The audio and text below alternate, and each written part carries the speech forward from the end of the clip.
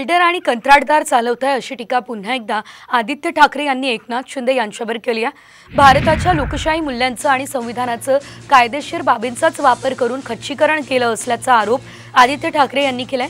राज्यात सध्या बेकायदेशीर सरकार असल्याचा आरोप त्यांनी केलाय। तर एकीकडे शहर लुटली जात आहे, दुसरीकडे ग्रामीण भागाला कुठलीच मदत मिळत नाहीये आणि गुन्हेगार मात्र मोकाट सुटलेत अशी टीकाही त्यांनी केली आहे। तसं खुलं पत्रच त्यांनी जनतेला लिहिलंय। आदित्य ठाकरे यांनी आपल्या पत्रात नेमकं काय म्हटलेलं आहे आपण बघूयात। हे आपलं वर्ष आहे। आपण हे वर्ष फक्त आपल्यासाठी नाही तर आपल्या देशासाठी समर्पित करायला हवं। भारताच्या लोकशाही मूल्यांचं आणि संविधानाचं कायदेशीर बाबींचाच वापर करून खच्चीकरण केलं जाताना दिसतं। 2022च्या मध्यात गद्दारांच्या टोळीनं आपल्या या शांतिप्रिय आणि प्रगतशील महाराष्ट्राचं रूपांतर बिल्डर्स आणि कंत्राटदार मिळून चालवत असलेल्या एका बेकायदेशीर राजवटीत केलं।